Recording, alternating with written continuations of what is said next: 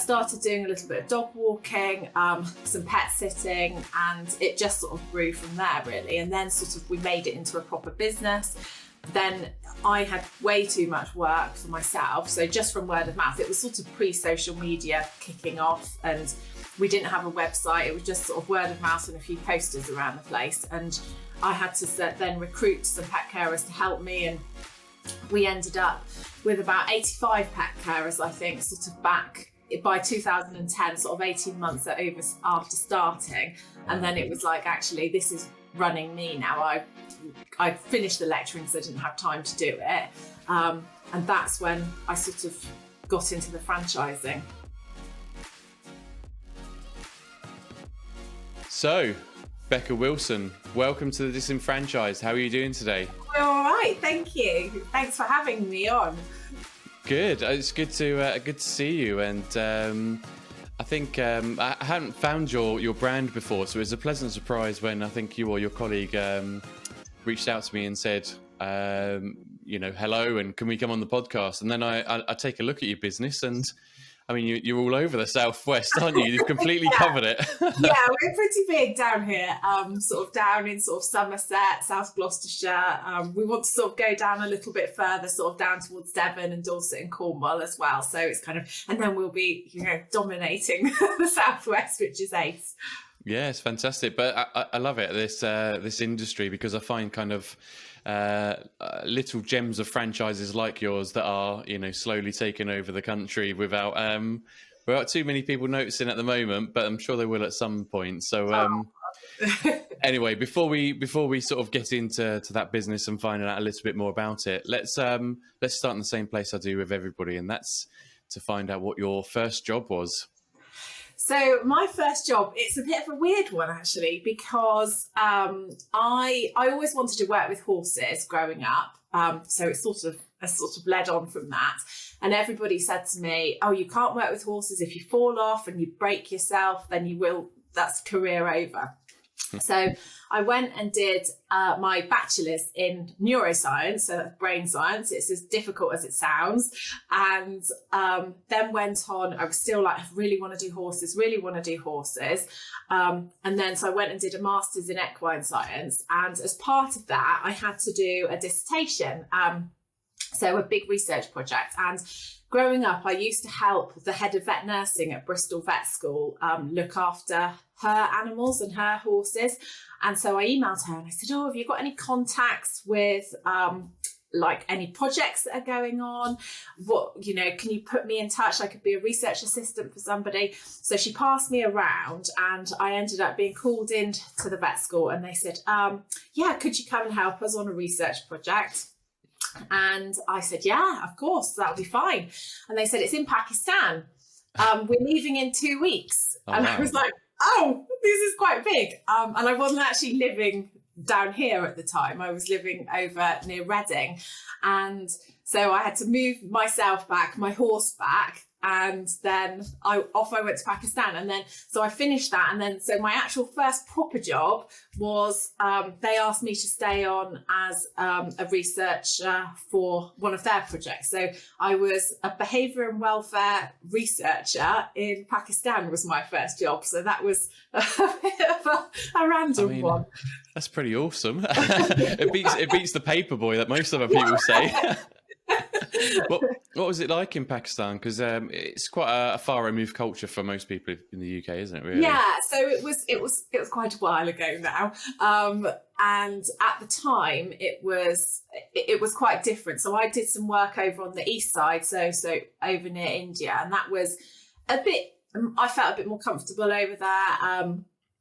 And it was amazing. The culture was brilliant. Over on the west side, I think I preferred the west side actually, sort of on the Afghan border.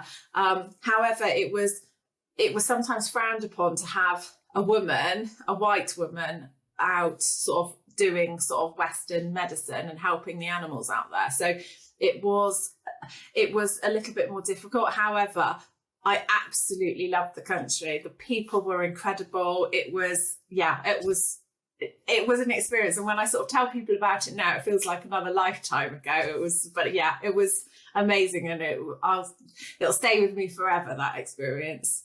Yeah, that sounds really cool. And horses isn't a thing I really associate necessarily with Pakistan, but it is Afghanistan. Do you know what I mean? It's weird, Yeah, isn't it? so it is. The I two are mean, so over close. there, yeah, over there, and especially in the sort of developing countries. So horses and donkeys and mules are the main form of transport. So it was the working equines that I was working with. So some of them would be out Okay. sort of all day, 12 hours a day, hammering up with these little carts down the streets because they're sort of keeping big families alive. And the families are bigger usually than over here. So it's kind of actually, if you've got a family with 5 or 6 children, the horse eats last. And so actually the welfare conditions, it wasn't necessarily, there wasn't any big sort of cruelty, I'd say, but I would say a lack of education and a lack of money, and sort of disease and things.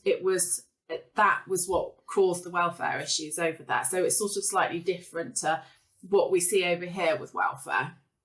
Yeah, wow. So, and you followed that up with an office job, was it, at the end of the day? So when I was out there, the last trip that I did out there, because I'd sort of come back and forth, the last trip that I did out there, it was around the time where they had a lot of problems with suicide bombers, and the hotel where I used to stay, actually, we used to think it was quite safe because we'd have like the mirrors under the cars checking, and then sort of go through sort of almost airport security going in. So you felt quite safe in the hotel, but actually a suicide bomber ended up killing the people who did the mirrors and then walking into the foyer and blowing himself up. So the Foreign Office sort of changed their guidance, and it was a bit like, actually, probably now is not a good time to go back. So I did a bit of tutoring with the vet school students and also got a lecturing job as well. And then at the same time as that, started doing some pet sitting, and then Friends for Pets was born. So that is, that's the story.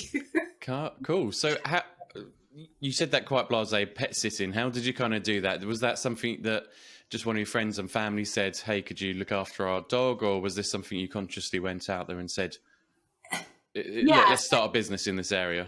Well, no, it was completely accidental. My whole story is accidental. So I wanted something. So I had quite a few horses by this point, and I was doing my lecturing job, and so I wanted something else that sort of fitted around both of those things, which was quite flexible, but something that I loved as well. So I started doing a little bit of dog walking, some pet sitting, and it just sort of grew from there, really. And then sort of we made it into a proper business. Then I had way too much work for myself. So just from word of mouth, it was sort of pre-social media kicking off, and we didn't have a website. It was just sort of word of mouth and a few posters around the place. And I had to then recruit some pet carers to help me, and we ended up with about 85 pet carers, I think, sort of back by 2010, sort of 18 months after starting. And then it was like, actually, this is running me now. I finished the lecturing because I didn't have time to do it. And that's when I sort of got into the franchising. Yeah, okay. So 2008 is when you started the business then? Yeah, and then I was overloaded by 2010. Why do you think that is? Why do you think your business took off so quickly? Was there other services around offering the same at that time? There was not a lot of other services around. It's become a lot more popular since then. The industry has changed hugely in that time. I think it was our reputation. We lived and breathed it, and I think that was what it was. It was sort of, we offered such a good service that is why we grew so fast. And I think that's going forwards, how I found with my franchisees, it's so much more about finding the right people to help us, and the people that have got the same ethos as me, and so that we are able to continue doing it, and we were able to do it in a sort of wider area. So tell me, what's the difference then between other services that are out there at that time? Because I want to kind of try and identify why it was so successful so quickly. I think a lot of people just see it as a job. And I think like dog walking has a sort of, if you have a magazine article that says, oh, how to make money on the side or something, dog walking's always in there. But actually, when you're managing different groups of dogs and you're having to match those groups of dogs, and you have to do it at certain times because the owners are out at certain times. When you're having to do it in all sorts of weathers, it's not just nice sunny breezy days and sort of managing. Now we've got extreme heat to be managing and sort of, you know, horizontal rain and wind some days. I think offering the same service and putting the dogs first and each dog first, it's not just, you know, it's not about the money for us. And I think that's sort of where it was. And weirdly, I always say to people when they're sort of coming on board, you know, the money's important, but the more about the animals you are, the more money you make. And the more about the money you are, weirdly, the less money you make. Yeah, it's interesting, isn't it? So that's what you were doing from the early days then. You were, I guess with your background in animal welfare, you're kind of bringing that into that kind of service, which perhaps was different to other people at the time, which is... it's cool. So when you say a proper business, then what's a proper business to you? Because, you know, for everybody it's different, right? So I think for us it was actually having a business plan. I found my first business plan and I had to do it, and sort of my overheads in my first year I'd sort of planned, and I was like, I think they're going to be about £200, so that's what I have to make. And anyway, set it up, did it. I made that in my first week and I was like, oh, I've broken even, brilliant. And actually what we then went on to make, it was, you know, it was a little bit more than that. So it was good. And I think sort of getting it all, you know, getting it set up, getting it registered in, it's what I learned in those early days. And, you know, I keep learning, I'm learning all the time. It really helps set it up. And I think I set up new franchises. And we've obviously done it when in those early days when I was growing. I was also sort of not only in sort of the rural areas, sort of where I am, but we were sort of up in Bristol and up in Bath as well. So I was, how we set up and how a pet care company is set up, it runs and is set up slightly differently in a rural area than it is in a city. So actually it was easy then, and it become easier to apply depending on sort of the territories and what settlements we've got in the territories that we're setting up in.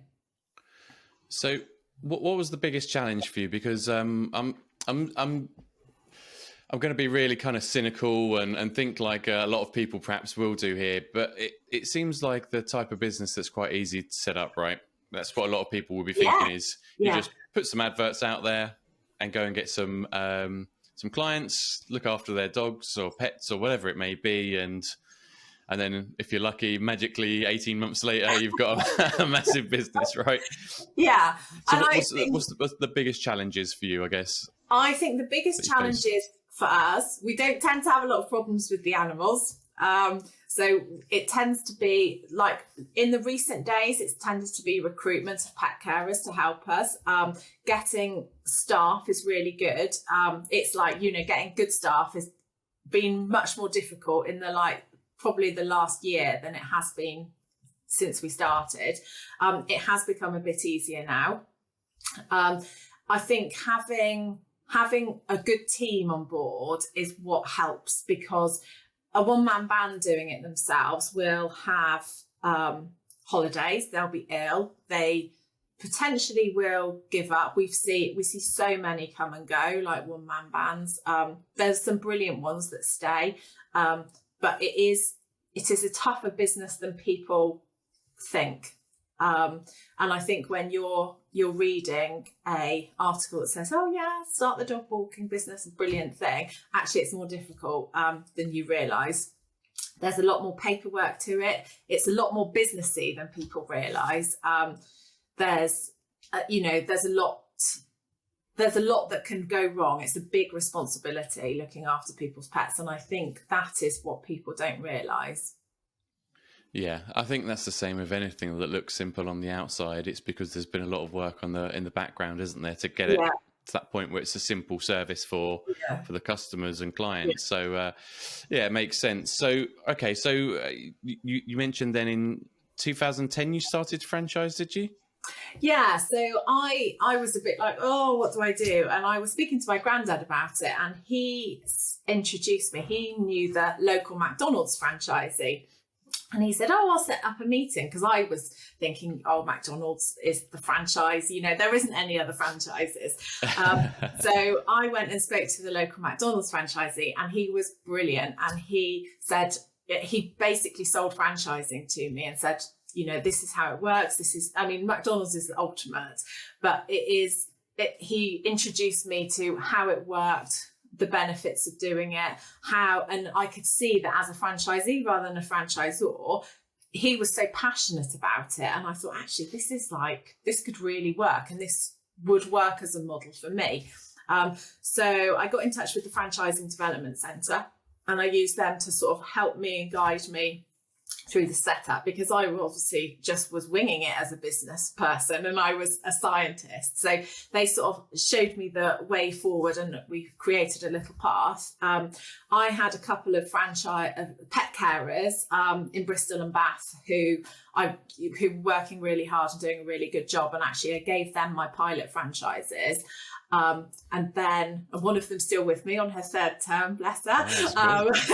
And so we went for it like that. So we sort of all learnt together, and then we've gone like that since. So I've sort of grown it very steadily and organically. I've had 2 children in between that time and now, and we have, when the right people come, we've sort of taken them on as franchisees. So yeah. Cool. So your franchisees then, are they still out there walking the dogs, or are they more management sort of based? Yeah, they're more management, but they do a little bit of the dogs as well, and I do still. And I think it really helps it helps you remember like why you started, and it gives you that little passion, and that's the nice bit of the job as well, the animals. So I think it really helps just doing a little bit. Some prefer to do a lot more, so it depends on what they would like to do. Yeah, so it's pretty flexible then. It's not all of their time's taken up managing the other pet carers. They can still get involved in that original passion, even when they're kind of growing as a business. Because I imagine some of your franchisees have built up big businesses, and have they taken on separate territories or additional territories now? So we've got a couple that have got like multi-units now as well. So and to do that, it seems to be quite a big thing that people our franchisees do. And so once they've built up the original franchise really well, we tend to say, the neighbouring one is available, or sort of an early neighbouring one is available. Would you like this one? Because actually, if they've proven to us that they can do it and build a really good business, then we want those people on board to sort of help us sort of to grow it further. Yeah, that's cool. It's really good, especially when a brand's sort of growing. There's opportunity, isn't there, for somebody not just to take on one territory, they can then grow it out. And what sort of size is the territory like? It's difficult to kind of quantify that, but in terms of like potential clients, I guess. Yeah, so we tend to try and have about 60,000 houses, or sort of that's as a guide. However, we'll sort of, when we're doing the planning of the territories, we'll sort of look at other things, so sort of demographics and kind of if there's stuff being built at the time, or like houses being built at the time and things like that. So and also kind of like the density of the population as well. So, but as a guide, that's what we'd sort of tend to say. Okay, that's cool. And the services, have they changed over the years? Is it still dog walking, or what does the business look like now? Yeah, so we do like dog walking, and we'll sort of tailor that to our clients. Over COVID, we tweaked it a little bit to do sort of more adventure days and sort of targeting people that were working at home but just wanted a little break from their dog. There was a lot of puppies that arrived in COVID who became teenagers without training. So we stepped in and helped a little bit there. We also do doggy daycare, home boarding, cat visits. So as an alternative for cats going into catteries, we'll go in, but it means we can sort of move post and open and shut curtains and stuff and things like that. So just to make sure, look like somebody's there. We also do sort of snake visits we've done. We do sort of small holdings. So we've had like pigs, horses, donkeys, chickens, ducks, you name it. We've done it really if they're a domestic animal. So yeah, we do all sorts of things. So in 2018, there was some new legislation was brought in for home boarders and sort of doggy daycare centres, and it's also sort of kennels and catteries and things, but it's sort of a bit different from us. That has sort of changed a little bit how we're operating in England. So Wales is still the same as it is a devolved policy, animal health and welfare now. But the English franchises, we've worked quite hard, and we're working to set different things up there to fit the new regulations.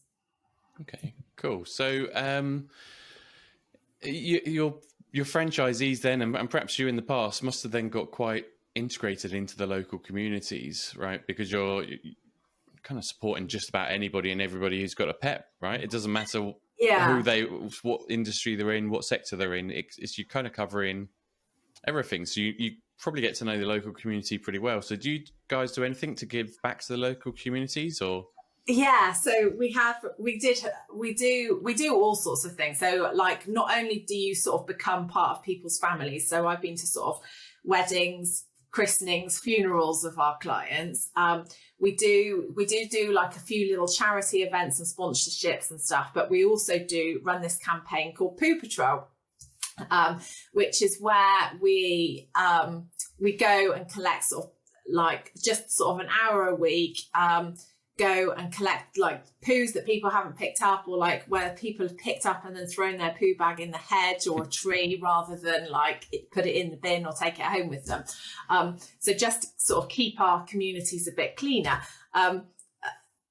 Very weirdly, the BBC picked this up earlier this year. So we've been on the BBC to talk about dog food, which is brilliant, from our Brecon franchise. So sort of our claim to fame, really, like dog food. So it's good though, isn't it? Because you don't see the council out there necessarily picking up those bags. I know exactly what you mean. We see them sort of when we go for a walk through the forest or something. There's somebody's tied the poo up in a little bag and then hung it on the tree. And you're like, yeah, you just carry it with you a few more meters and take it home. Yeah. So that's what we've been doing, and so it's quite nice, and it sort of helps tidy up the community a bit, and I think also makes people aware, because we come up with sort of 80 bags at a time. Some of the poo patrols that we do, and sort of just the one poo bag that's left, suddenly, if 80 people did that, then that's what we create, is this mass poo bag. so yes, dog poo is like our way forward. We're the poo ladies. It's cool. You're doing something for the community, aren't you? Because if you're not doing it, it's going to sit there. So I think it's good stuff. So you've been in the pet industry now really for 14 years. Yeah. It'd be interesting to find out what you think has changed over that time. Has there been anything significant, within that industry, or is it pretty much the same, just increased or decreased in the number of pets that are in the UK? I think when we first started, there wasn't a lot of competitors around. I think now it's inundated, and we're inundated with an industry that's actually not very regulated.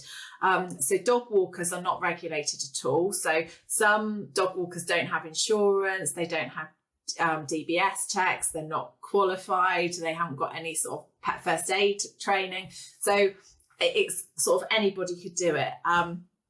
We have had the new legislation that's come in 2018. And so this is just to tighten up home boarders. So meaning that actually if you are sending your dog to a home boarder, so that's sort of going for your dog to go and stay in somebody's house, they need to have a license to be able to do that. And they would be able to show you that license if you're sending the dog to their house. So always check, if you're using that sort of service, that somebody's got a license. And the license is with the local authority. So we helped develop this, and I went down to the House of Commons when this was sort of being put together, and I've reviewed the updates that are coming out hopefully next year, as well, for sort of franchising, for the franchise setup and for the higher standards as well. So hopefully, it is still evolving, this legislation, but hopefully it will be sort of much more improved on the next outlet. But it does mean that sort of standards are being tightened, and it's sort of, I guess it's the same as like with children going to school, you would sort of look at Ofsted reports and things like that, and you'd want the school to be regulated and your childcare to be regulated. So why not for the dog as well? So, and the pet, because, you know, I've heard a few horror stories in my time about unlicensed boarders and things. So that's the big things I think that have changed. And then hopefully we'll continue, once this is sort of a bit more settled, we'll be able to get some dog walker regulations in. Yeah. I guess it's difficult to do that though, isn't there? Because there will be a 17-year-old out there trying to make a few quid, you know, while they're studying, won't they? And you then put in heavy regulations that kind of shuts that out for them. But you know, for the welfare of the pets, makes sense, right? So it's I can see why it's not been sort of pushed forwards very quickly, but I can see why it's important. I think it's a hard thing to regulate, but it is important, and I think especially for the sort of home boarding side of things, because that is people's homes, and, you know, potentially dogs could escape from gardens if the gardens aren't secure enough, or like fall in a pond, or, you know, get into sort of kitchen cupboards which have got sort of poisonous chemicals in, or something like that. So it's really important that actually there is some sort of regulation. So just to be clear, when you say home boarding, do you mean if I opened up my home to other dogs to come and stay in my house for you know, a one-on-one kind of personalised service rather than kennels or something like this? Is that right? Yeah, so that would be it. So you would need to apply to your local authority, and they would come round, have an inspection. You have to have lots of paperwork to do. You have to have all your policies, procedures, all of the contracts with the clients sorted for that. So that's what you'd have to put in place, and then they would give you a license if you sort of were there and met all of their criteria. So that's part of the franchise thing as well, is that actually you get that. You just get a big package of it, and that's sort of one of the benefits of going through a franchise, to be able to help you set up with that. I was going to say, I don't think I could be bothered with all that, so that's probably why I would buy into a franchise. And we can It seems like too much hard work, all that paperwork stuff. So I completely get why the franchise exists, really, or that, you know, you're giving people the ability to start this business, but in a much more structured and you know, regulated way, I guess, you know, to protect themselves in the long run. So that's really cool. And what's the future for the brand, and what are your kind of plans for perhaps growth or additional services? Yeah, I mean, probably not additional services, because we have quite a wide range of services anyway, but I would love to sort of go sort of further over and fill in the gaps in England and Wales. So that's what I'd love to do sort of in the future. But again, it's finding the right people to do it, who've got the sort of same passion and ethos as us. Yeah, you mentioned it a couple of times now, that it's finding the right people. You're not. It doesn't I'm sound like you're numbers driven and just about the money. It's So what does the ideal person look like then? So I think it's somebody that puts animal welfare at their first and foremost sort of operation. So that's the most important thing that they'll put into their work, and they'll be looking for teams of pet carers that do that as well. I think somebody that can work as a team, as well as sort of independently. Somebody that, you know, we gel with as a head office team as well, because I think that's really important. And I think you get a good gut feeling. I've done it long enough now to know, I think it's just, you know, are they going to be right for us? And I think one of the things, especially with pet carers, it is actually, if I was a client, what would I think of this person if they were coming to look after my pet? And I'm really picky. So if they meet that criteria, then that's forward. Yeah, cool. So how many franchisees do you have now? So we've got 18 territories and 14 franchisees. So we've got a couple of multi-unit franchisees. Yeah, cool. Is there an ideal number you'd like to grow to, or are you taking it step by step? I'd love to double that, but I don't know if, you know, hopefully if we can find the right people, we'll be able to do that sort of over the next decade or so. Well, fantastic. Well, hopefully you'll be able to get there soon. And yeah, it's been interesting learning about your business, and yeah, it's given me a different kind of spin on what's actually involved in running a dog walking business. Because yeah, I might have been one of these ignorant people, I guess, who just kind of thought, isn't it easy to set this up? But yeah, I guess there's a lot more paperwork to it, and it's the processes. It's like any of these franchises that I speak to, I guess, really. The actual service part is almost the easier part of it, right? It's the other stuff to make it successful, which is where you guys come in. So that's really cool. But I've got 3 questions I wanted to ask you before we wrap up. So the first one is, I'd love to hear if you've got any funny, strange, or weird stories that you're happy to share with us. And I've got a feeling there's going to be a good one here, because you've got good background and you're working with animals. So yeah. Yeah, I think, well, other than sort of being the famous BBC dog poo lady, I think probably one of the best bits was I was taken down by a police dog once, wrestled to the floor, but not because I was being naughty. That was because we were, for our 10th birthday, we were doing a police dog display. And so I was the lady that got taken down. So I was running up the field, and then I've never been like taken down by a dog properly before. And this was like, there's so much force. I was like quite surprised. So, but yeah, he was very well trained and let me go straight away. Bless him. Thank goodness. Did you volunteer to do that, or? Yeah, I did. I wanted to have a go because I'd always seen these dogs do this, and I thought, oh yeah, it'd be fine. I won't be on the floor. And there I was, just on the floor. So very strong. Yeah, it must be pretty exhilarating experience. Can people pay to do that? I'm just wondering, like, is that? I think you could maybe like ask a police dog trainer, potentially. They might want some victims as volunteers. Just wondering if it's an additional service, you know, you could attach onto it. So, no, I don't know if it wants to be encouraged in the general public's dogs.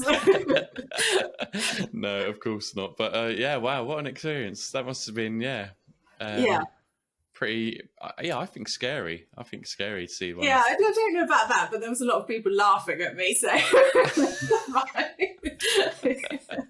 we won't have a video onto this. Excellent. So my next question then is, so you've had your business for a while now, but you can include before then if you want to, but what's been the most proud or the most inspiring moment in your career? I think we've won quite a lot of awards, and we've sort of been finalists in quite a lot of awards. So that's obviously makes me incredibly proud. However, I think it's my franchisees, and each and every one of them I'm so proud of. And I think when they first start, they come from a variety of backgrounds, but they come slightly unconfident, slightly not really knowing how to do it, and not really knowing where, how to get to their goal and how to make a successful business. And then over the time, they and it happens quite quickly now, and they just become these super duper business pros, and it's like So I think it's my franchisees that I'm most proud of. Oh, that's awesome. That's good to hear. And I feel like you've got a pretty good connection with them all. If you're spending that much time being, what did you say, picky, I think, about who you bring on board, you're going to want to connect with them, aren't you? And support every single one. One-on-one, I guess, in many ways. But how big's your team, by the way? Let's support the franchisees. So we've got 3 of us in the head office, so including me. So it's a small team, but we're pretty mighty. So excellent. But yeah, it gets that personalised service from people that actually have run this business and know what they're doing. So yeah, I think that's really good. Yeah. Awesome. So final question before I let you go is, I want you to kind of imagine you're speaking to somebody who's potentially about to invest in a franchise business, and you've only got one piece of advice you're allowed to give to them. What would that one piece of advice be? I think it would be to believe in your dreams and follow your dreams, and do what you love for sure. But follow your head and join a franchise. Join a franchise. Excellent. I like that. I just think, you know, you get the support, you get the benefits, and you kind of, people sort of worry about initial fees, but actually when you break down what the initial fee to a franchisor is, they don't really make any profit on it. So you'd have to spend that money anyway, making a really successful and resilient business yourself. So I think, yeah, I'd always say join a franchise. Excellent. I think I agree and disagree with you in some ways on that, just because I think some people aren't suited to following other people's structures. I think you've got to kind of be not obedient, that's not the word, is it? But, you know, willing to follow guided. Follow a map, and be guided. I don't think everyone's in that frame of mind, you know, when they're looking to start their own business necessarily. But the bit about the franchise fees, I come to the realization that actually, if you go out there and pay for individual training courses and then to kind of compile all that money together, you're probably looking at the same amount of money and probably less. And they don't tie into one another. The softwares that you pay out for and stuff like that don't all tie in. Whereas in a franchise, it's all knitted together nicely for you. So I think everybody should consider it at the very least. That's my opinion anyway. But brilliant. Well, Becca, thank you so much for your time today. It's been a real pleasure getting to know you better and your business. So thank you very much for your time, and have a good one. Brilliant. Thank you. Thank you. Bye-bye. Bye.